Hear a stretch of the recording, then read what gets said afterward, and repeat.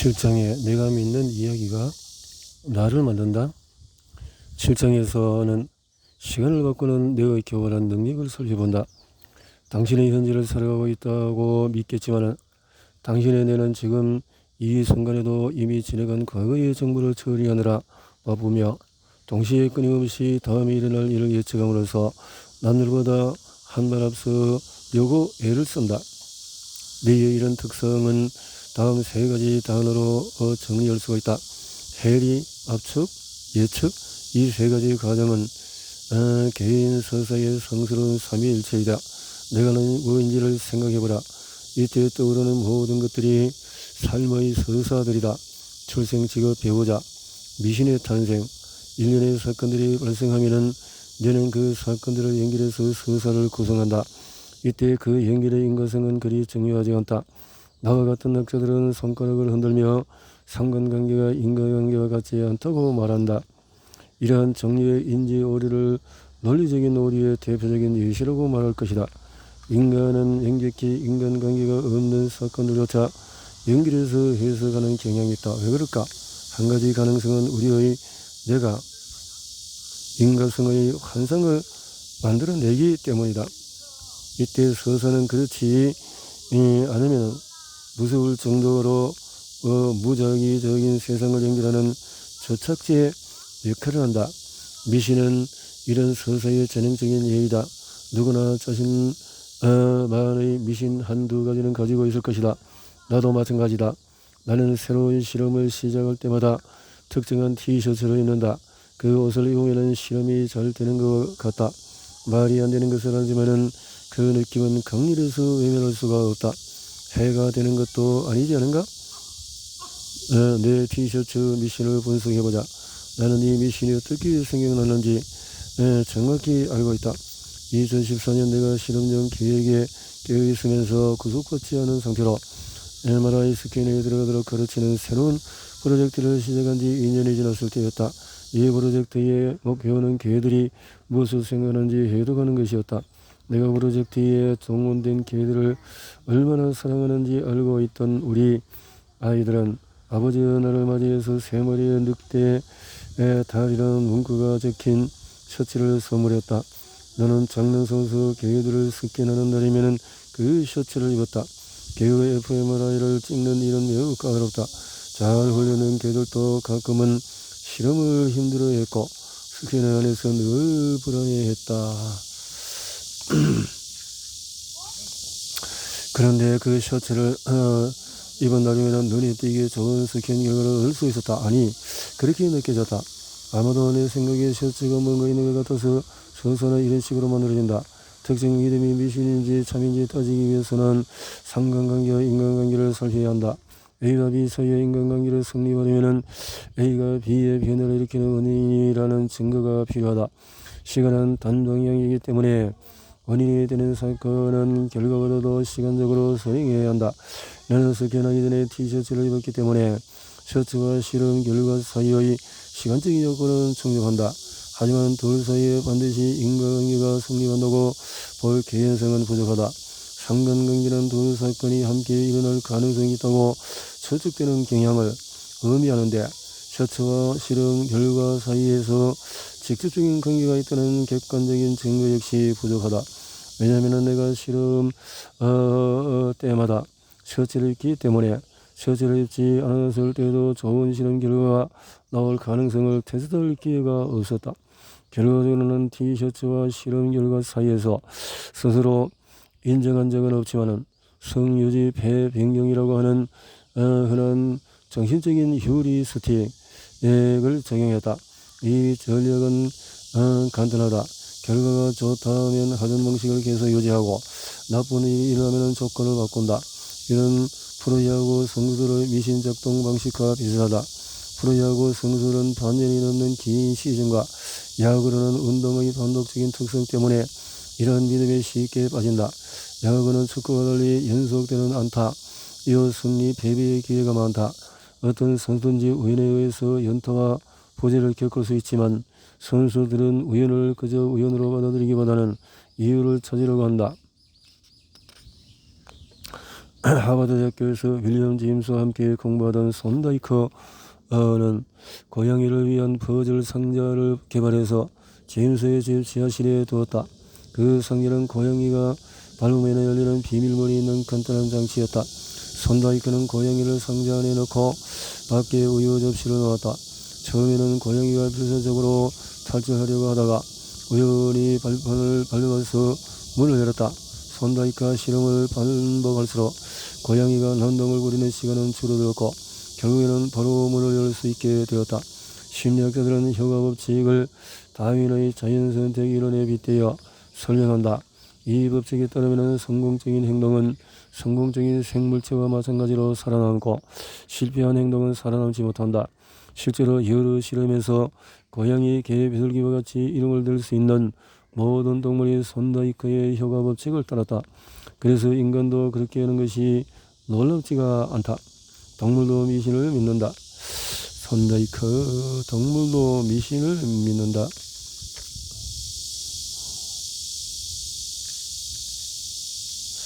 보니파스 수녀의 기적. 믿음이 가장 뚜렷하게 드러나는 영역이 바로 질병을 대하는 방식이다. 많은 질병들이 증명하는 성질을 갖고 있다. 오직 몇 가지 상황에서만 의학이 병의 진행을 크게 바꿀 수 있다. 항생제는 대부분의 세균을 죽일 수 있으며 백신은 심각한 감염으로 들킬 수 없는 손상이 발생하기 전에 이를 막을 수 있다. 암 치료는 상당수 악성 종양을 치료하기는 수준까지 발전했다. 이 치료법들은 성공적인 사례이다. 그러나 현대의학으로는 손쓸 수 없는 병이나 이유를 알 수 없는 증상은 많다. 이런 경우에 의사가 할 수 있는 일이라고는 환자가 스스로 회복하기를 바라며 환자의 생명을 유지하는 것뿐이다. 기도를 행동적인 행위로 간주하는 사람도 있다. 어떻게 하느냐에 따라서 치료 효과가 달라진다는 것이다.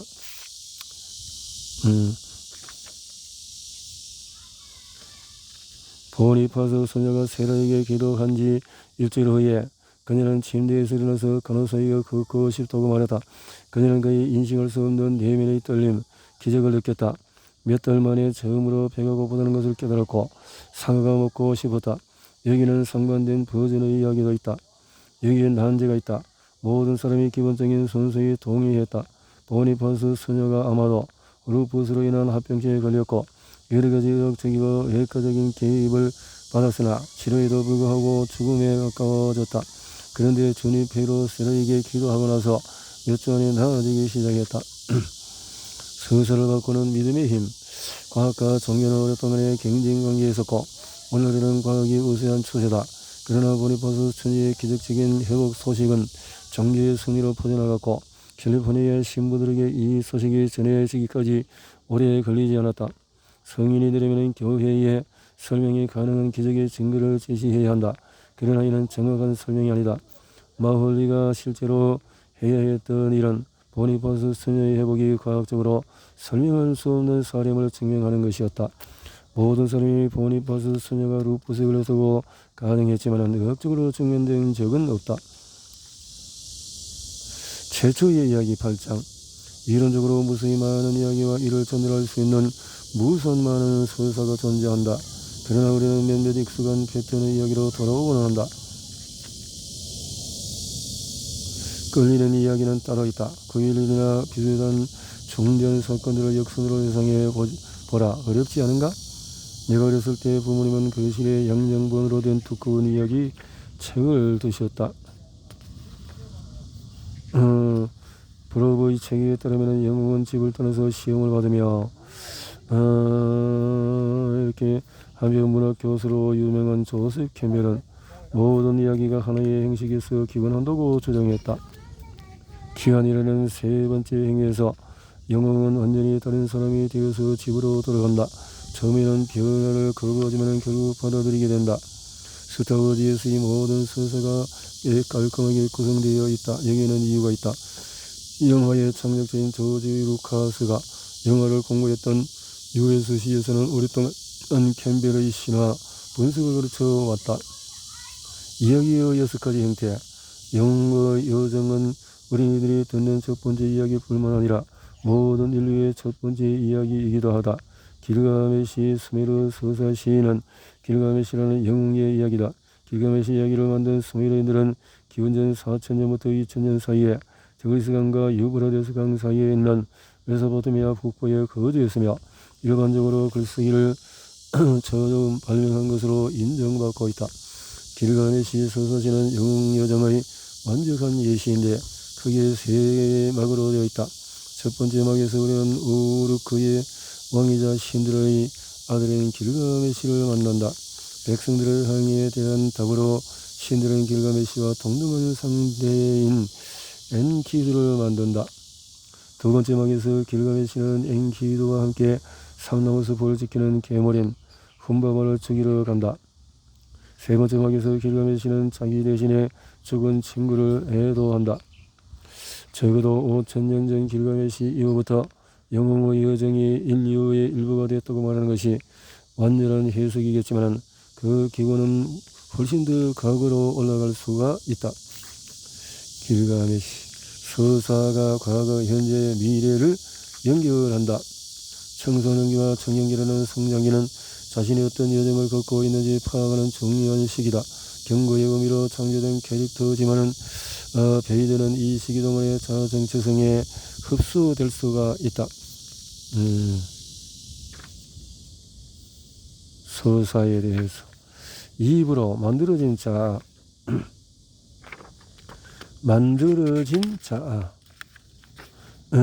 구정에 진화는 개인주의를 싫어한다. 인간 외에도 고도의 사회의 체계를 갖춘 생명체들이 있다. 그러나 타인의 사고를 유추할 수 있는 능력은 오직 인간만이 갖고 있다. 사슴 사냥 딜레마. 사슴은 개의 미련을 알아보는 협력 메커니즘. 내 실험으로 찾아낸 진화의 흔적들에 대한 이야기를 대해서 현대 사회는 협력을 선호한다. 그래서 우리는 개인주의적인 경향을 억제하기 위해서 정치, 경제, 종교 기관을 만들었다. 이들 기관의 기본은 공동체의 비극을 피하고 더 큰 이익을 보호하는 유일하게 입증된 방법이다. 뒤에서 이것들이 어떻게 신성한 가치로 보호되는지를 살펴볼 것이다. 루소가 깨달은 것처럼 사회에서 살아가는 이점은 개성을 잃는 데이터로 얻어진다. 멘탈라이징과 토음은 강력한 인지 기능이며 인간은 내 구조에 매우 밀접하게 엮어서 어떤 생각도 정말로 당신만의 것은 없다고 할 수가 있다. 10장에서 나의 선택이라는 착각은 타인의 마음을 시뮬레이션하여서 상대방 입장이 되어보는 것은 엄밀히 말해서 개성을 억압하는 일이다. 그러나 여기는 진화적인 이점이 있다. 인간은 멘탈라이징이나 토 능력을 갖고 태어나지 않는다. 이러한 기술은 인연기 초기에 발달한다. 이 정표를 발견하면 우리 앞에 인지 과정이 펼쳐진다. 애쉬의 실험, 반대편에서는 두려움. 사회 심리학은 사람들이 서로의 사고에 어떻게 영향을 미치는지 연구하는 학문으로 비교적 새로운 분야다. 1950년대에 스워스 모 대학교 심리학자 솔로몬 애쉬는 제2차 세계대전이 끝난 후에 10년 동안의 이 질문에 대한 답을 찾으려고 했다. 애쉬는 다른 사람의 의견이 우리 자신의 인식을 형성하는데 실험 참가자들의 시력 검사를 위해서 8명씩 강의실에 들어온다. 이 실험을 바탕으로 애쉬는 인간이 주변 그룹에 받는 영향을 가소평가하는 경향이 있지만 실제로는 많은 영향을 받는다고 결론을 내렸다. 우리는 선응하도록 진화했다. 2004년에 나는 애쉬의 실험을 재현해보기로 했다. 다만 비실험자의 행동을 관찰하는 대신에 그들에 대해서 어떤 변화가 일어나는지 알아보기 위해서 fMRI를 사용하기로 했다. fMRI 참가자들은 화면에 뜨는 도형의 모양이 같은지 다른지 판단해야 했다. 우리는 전기 충격 대신에 조정적인 결정이라는 경제적인 패러다임에 초점을 맞춰서 실험을 설계했다. 수능에 대해서 당신의 뇌는 미래의 인기곡을 미리 알고 있다. 개인의 집단에 수능하는 이유에 설명하는 데 있어서 내 영상과는 전통적인 행동 테스트보다 우위에 있다. 어떤 상황에서든 정보적이고 기본적인 영향이 사람의 결정에 영향을 미칠 수 있다. 하지만 사람들 대부분은 자신의 독립성을 의심하지 않는다. 자신의 결정이 무리를 따르는 결과일 수 있음을 인정하는 사람은 많지 않다. 그러나 내 영상을 사용한다면 어떤 영향이 사람의 결정에 영향을 미치는지 분석하는 데 참가자의 대답에 의존할 필요가 없다.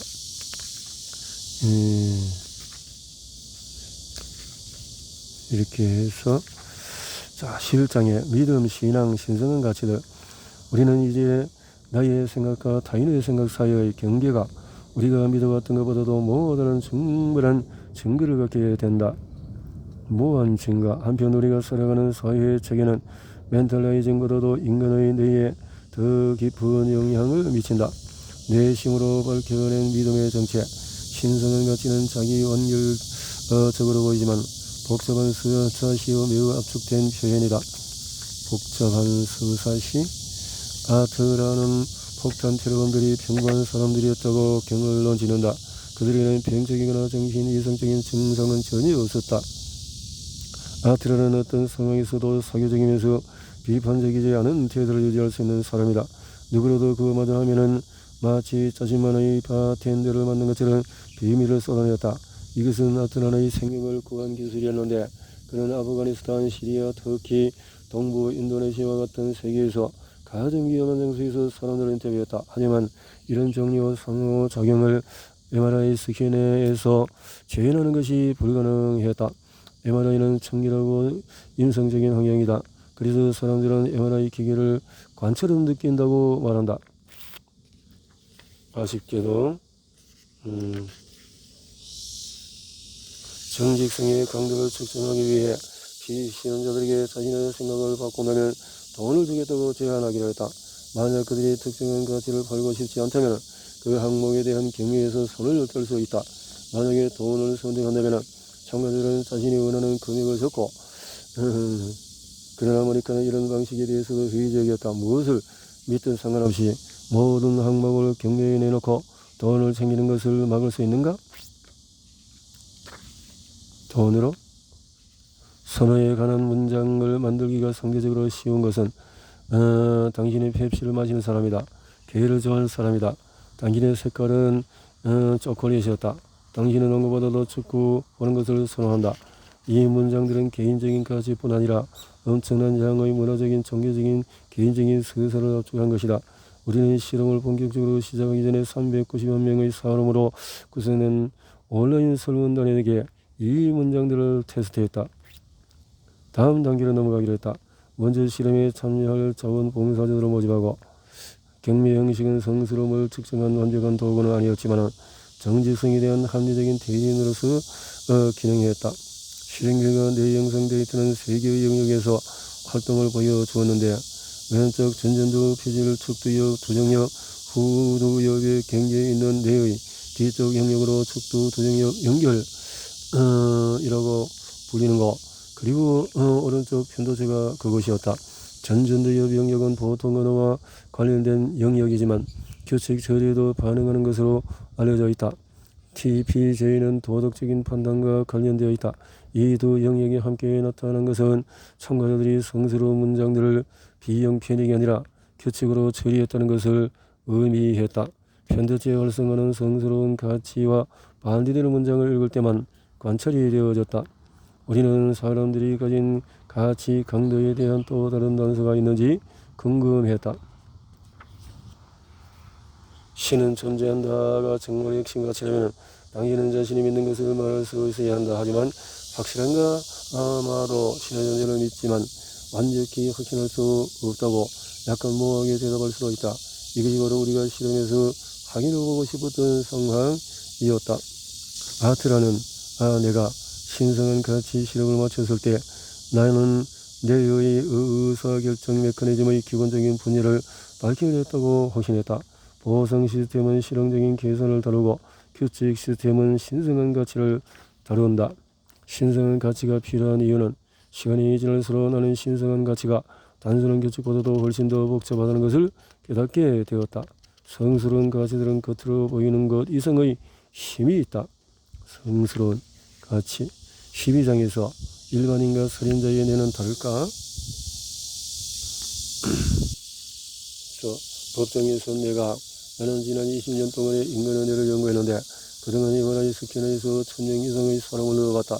나는 스스로 스킨 안에 들어가는 순간을 기억한다. 서로 게임을 하는 사람 2명을 동시에 스킨할 수 있도록 둘이 스킨을 연결했던 순간도 기억한다. 가장 좋아하는 개를 스킨에 들어가도록 훈련시키던 일과 그 녀석이 구속되지 않고 온전히 깨어있는 상태에서 첫 번째 내 스킨을 맞췄을 때 느꼈던 자랑스럽고 흥분된 감정을 똑똑히 기억한다. 하지만 몇몇 특별한 경우를 제외하면 1000명의 사람들의 개인적인 세부 사항은 거의 기억하지 못한다. 그러나 딱 한 명은 예외이다. 나는 그때의 경험을 결코 잊지 못할 것이다. 그는 인구 통계적으로 보통의 실험자들과 별반 다르지 않았고 남성이었고 나이는 20살, 평균적인 키와 몸무게를 가지고 있었는데 저지어주 사람들의 전형적인 의향으로 말했으며 말투는 아주 시골스러워서 몇 세대에 걸쳐서 상속된 것이 분명했다. 그 시작은 아마 남북전쟁일 것인데 악센트 조지아의 출신의 살인범이었는데 앞장에서 우리는 신성한 가치에 어떻게 처리되며 고도로 압축된 서서로 표현되는지를 살펴봤다. 그러나 도덕을 추상적으로 연구하는 것과 또 실제 세계에서 자신의 가치 체계를 실험하는 것은 전혀 다른 차원의 일이다. 살인은 흔하지 않다. 2015년 기준 미국에서 공식적으로 살인으로 죽은 사망자 수는 1만 9천여 명이었고 연간 10만 명당 6명이 살인으로 사망한다. 이렇게 2002년 마지막 수단으로 모든 다만 당신은 몰랐지만은 이렇게 해서 기준에서 나와서는 회의실에서 3가지 다우먼트 기준을 보드에 적었다. 살인자의 내 지문은 표정에 관한 과학 연구는 찰스 다윈까지 거슬러 올라간다. 다윈은 인간의 감정 표현에서 동물에서도 찾을 수 있는 생물학적인 기원이 있다고 믿었다. 첫째, 시각 시스템의 일부 영역이 얼굴에 대해서 매우 선택적으로 반응했다. 둘째, 얼굴 표현의 감정적인 내용은 뇌의 여러 영역에서 처리되는 것으로 보였다. 계획은 완성이 되었고 악의 평범함 또 뇌의 평범함, 신경과학은 법의 불안한 관계를 유지해왔다. 살인과 같은 극단적인 범죄 충동을 억제하는 법이 그로 황금열 10계명 마음 이런 공감을 줄 수 있다. 사회마다 허용되는 행동 규칙이 다르지만 전쟁 같은 특수한 상황을 제외하고는 어느 문화권에서나 살인을 용인하지 않는다. 그러므로 우리는 개인 정치의 성의 핵심으로 생각하는 많은 부분이 실제로는 우리가 살고 있는 특정 사회의 규칙에 불과하다는 결론으로 돌아가야 한다. 자기망상, 집단망상일 수도 있고 다음 장에서는 사회가 행동뿐 아니라 사고에도 어떻게 영향을 미치는지 살펴보도록 하자.